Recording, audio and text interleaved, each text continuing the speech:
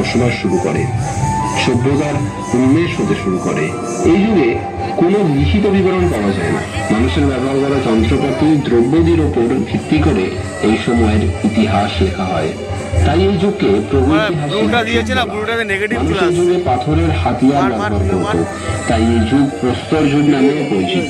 আজকে আমরা সকলে দেখে নেব তাদের জীবনযাপন সম্পর্কে।